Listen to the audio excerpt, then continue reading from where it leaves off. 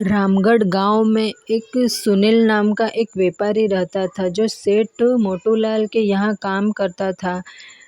सुनील सेठ के खेतों पर मजूरी करता था और फिर फसलों को नाव से दूसरे गांव में बेचा करता था। जल्दी जल्दी करो, सारा समय यहीं पर लगा दोगे तो यह सामान कौन ले जाएगा? अरे थोड़ा जल्दी जल्दी हाथ चलाओ। हाँ मालिक, सारा सामान नाव पर रख दिया है, बस यह कुछ चावल के बोरी है रह गए हैं, बस इनको भी रखकर हम तुरंत ही निकल जाएंगे। हाँ ठीक है, जल्दी करो। अरे बिरजू कहाँ गया?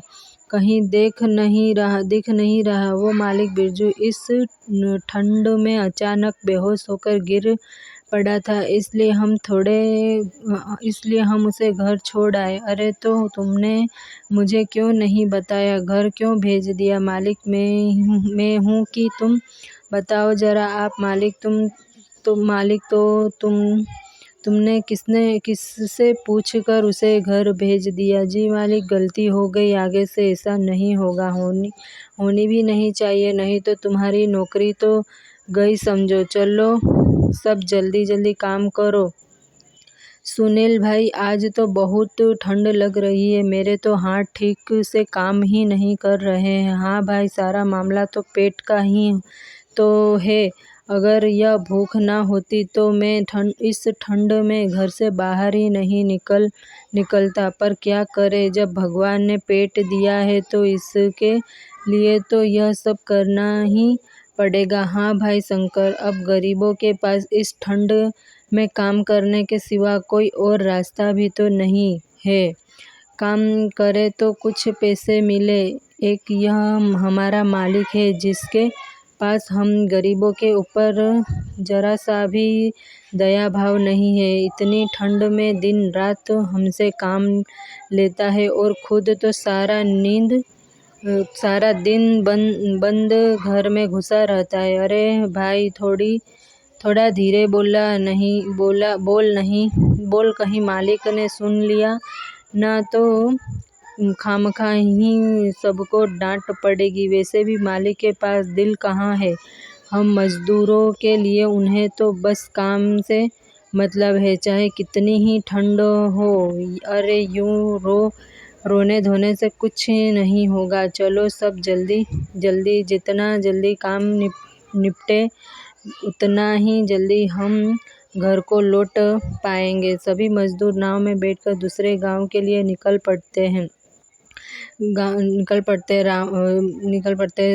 सुनील अपने परिवार के साथ एक छोटे से टूटे फूटे मकान में रहता था। सुनील सेठ मोटू के खेतों में खेती करके अपने परिवार का पालन पोषण करता था। सुनील का परिवार बहुत गरीब था और उनका घर भी टूटा फूटा था, जिस वजह से सर्दियों के मौसम आते ही उन्हें बहुत परेशानियों का सामना करना पड़ता था। माँ, आप पिताजी को बोलो ना, वे छत की मरम्मत करवा ले और खिड़कियों को भी ठीक करवा दे। सर्दियों का मौसम शुरू हो गया है। रात को जब खिड़कियाँ से हवा आती है ना तो बहुत सर्दी लगती है। चिंता मत करो बेटा, मैं तुम्हारे पिताजी से कहकर इस खिड़की में पर्दा लगवा दूंगी, क्योंकि खिड़की लगाने के पैसे तो अभी हमारे पास नहीं है, लेकिन पर्दा लग जाएंगे तो उससे भी बहुत बचाव हो जाएगा। लेकिन माँ, जब पिछली बार हमने खिड़की पर पर्दा लगाया था तो तेज ठंडी हवा के कारण वो पर्दा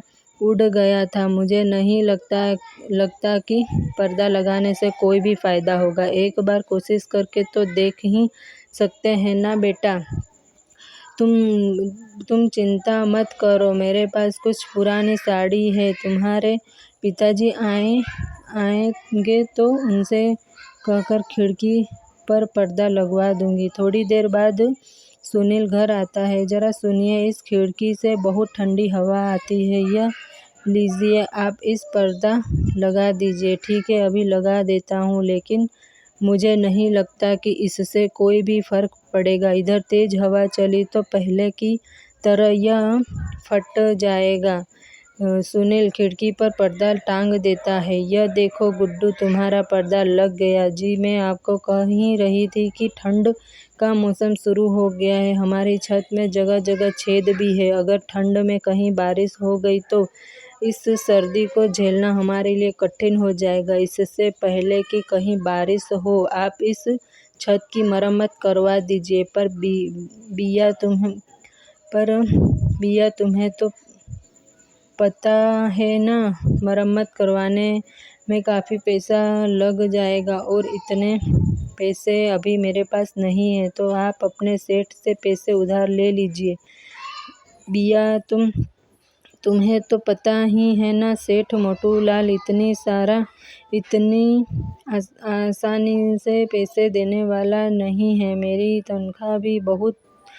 तनख्वाह ही वह बहुत मुश्किल से देता है, तो मुझे उधार में से क्यों देगा।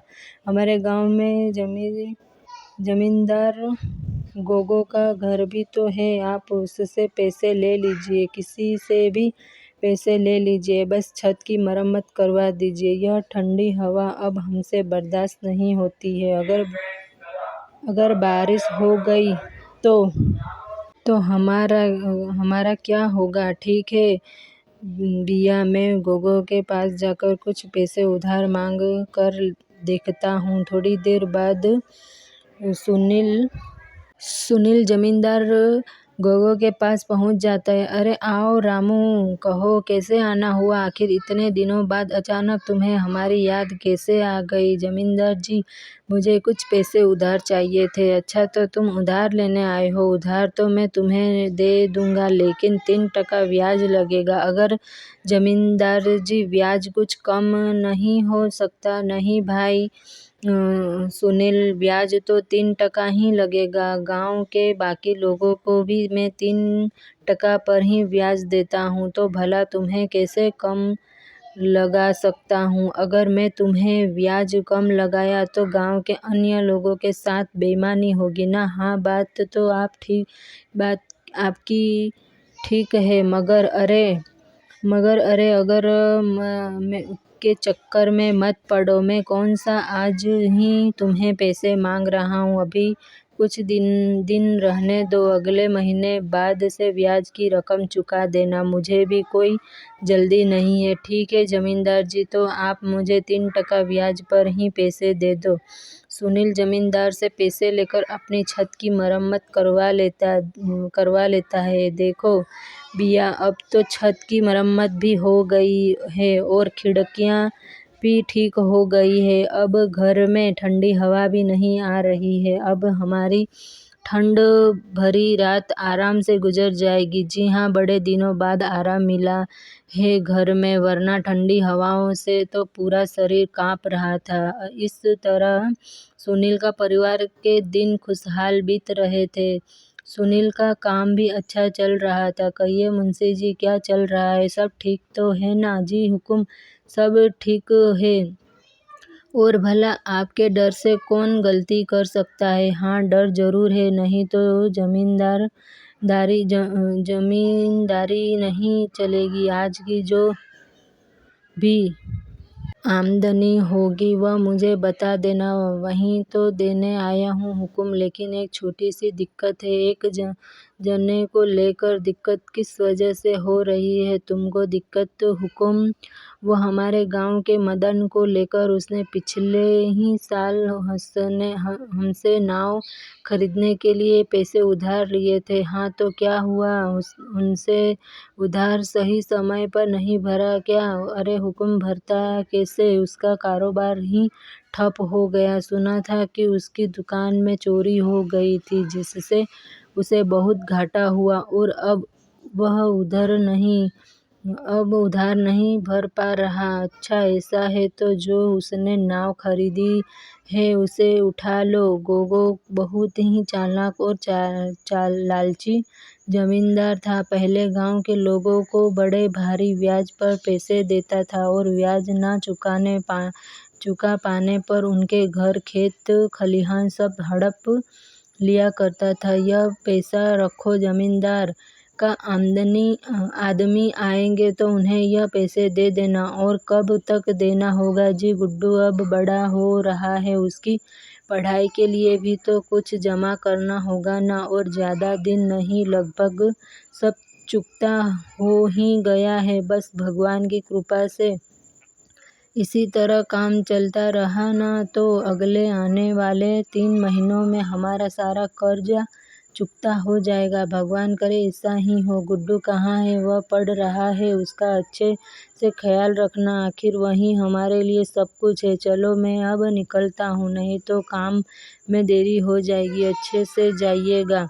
हे भगवान, बारिश होने लगी। ना जाने तुम्हारे पिताजी कहाँ रह गए। भगवान करे सब ठीक हो। माँ, क्या हुआ? कुछ नहीं बेटा, तुम अंदर चलो, मैं अभी आती हूँ। भगवान उनकी रक्षा करना। इतनी बारिश हो रही है, बस वह सुरक्षित घर आ जाए। अरे थोड़ा सा खा लो ना बेटा, नहीं तो यह खाना बर्बाद हो जाएगा ना बेटा। माँ, मुझे भूख नहीं लगी है, रात बहुत बड़ी है बेटा। अगर अभी नहीं खाओगे तो रात में भूख लग जाएगी। माँ, आप क्या खाएंगी? बस आपके पापा आ जाएं तब हम एक साथ खा लेंगे, लेकिन तुम खाकर सो जाओ। लगता है तुम्हारे पापा आ गए, मैं दरवाज़ा खोल कर आती हूँ। जी, आप कौन? क्या यह सुनील का घर है? हाँ कहिए।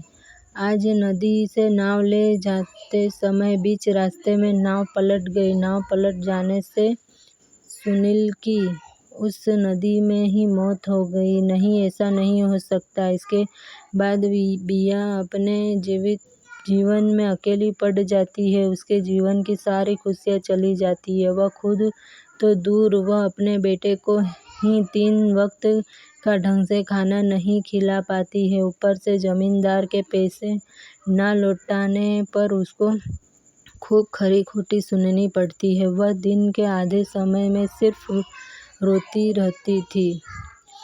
उसे जीने की कोई इच्छा न थी, इसलिए वह खुद को मारना चाहती थी। लेकिन यह सब सोचते ही उसे अपने बेटे की याद आ जाती थी। अगर मैं भी चली गई तो मेरे बच्चे को कौन देखेगा? नहीं, मैं कमज़ोर नहीं पड़ सकती। मुझे जीना होगा अपने बेटे के लिए। मुझे अपने बेटे के लिए जीना ही पड़ेगा। लेकिन कुछ भी करूँ, कुछ पैसे तो चाहिए ही। वो मैं कहाँ से लाऊंगी? जमींदार बाबू को तो वैसे ही पैसे देने हैं, अगर उनसे मांगूंगी तो क्या वह देंगे? जो भी हो, एक बार बोल कर देखती हूँ, हो सके दे दे।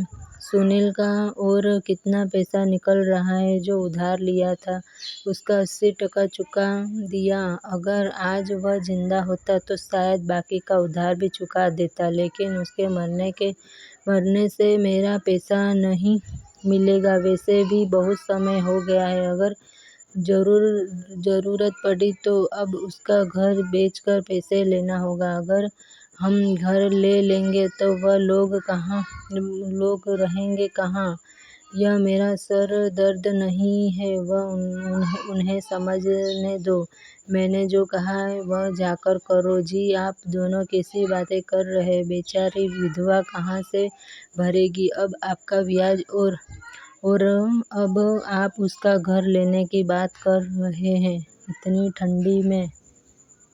इतनी ठंड में वह बेचारी अपने बच्चे के साथ कहाँ जाएगी? कम से कम उन दोनों के बारे में तो सोचो। उन दोनों का क्या कसूर? एक तो वैसे ही उनके सर पर मुश्किलों का पहाड़ टूटा पड़ा है, और आप इस ठंड में उनसे उनकी छत भी छीनना चाहते हैं। आप ऐसे मत कीजिए। यहाँ क्या कर रही हो तुम? तुम्हें कितनी बार कहा है मेरे व्यापार में बार बार दखल अंदाजी मत किया करो। तुम्हारा काम घर में झाड़ू पोछा करना है। जाओ और अपना काम करो। माफ़ी हुजूर, लेकिन ठकुराइन जी बात तो सही कह रही है। इतनी ठंड में वह बेचारे कहाँ जाएंगे? मैं क्या कर रहा था हुजूर? सुनील ने जितना पैसा दिया था उससे कहीं ज़्यादा उसके घर की कीमत है, इसलिए आप वह घर ले लीजिए। और उन्हें नदी किनारे वाला आपका जो पुराना घर है ना, वह उनको दे दीजिए और थोड़े बहुत पैसे भी दे देना। वैसे भी वह घर कब से वीरान पड़ा हुआ है, क्या पता कब नदी में वह बह जाए, और उसके लिए आपको कोई दोस्त भी नहीं दे सकता। वैसे भी अगर इतनी ठंड में आप उनको घर से बाहर निकालेंगे और यह बात गांव में फैलेगी तो आपकी बहुत बदनामी होगी। लोग आपको बेरहम समझेंगे। बात तो तुम पते की कर रहे हो मुंशी। ठीक है, जैसा तुमने कहा है वैसा ही करो। जमींदार बाबू, आओ, तुम्हारी ही बारे में बात चल रही थी। यह बताओ, इस बार तुमने मेरा बकाया क्यों नहीं दिया? इसी बारे में तो आपसे बात करने आई। जमींदार जी, मेरे गुड्डू के बाबूजी जो कुछ भी बचा कर गए थे वह सब कुछ खत्म हो चुका है। अभी 2 वक्त का खाना भी ठीक से नहीं मिल रहा है। अभी किस तरह आपके पैसे वापस करूं? ऐसे तो काम नहीं चलेगा। पैसे जब तुमने लिए हैं तो तुम्हें ही वापस करने होंगे ना। वह तो मैं जानती हूँ, लेकिन मैं छोटे से बच्चे को लेकर क्या काम करूँगी? वैसे मैंने हुकुम से बात तो की है। तुम्हारा जो घर है वह तुम जमींदार जी को दे दो और बदले में नदी के किनारे वाला जो जमींदार बाबू का घर है ना, वह ले लो और साथ में कुछ पैसे भी। लेकिन वह घर तो कब से वीरान पड़ा है। वहाँ पर हम किस तरह रहेंगे और क्या खाएंगे?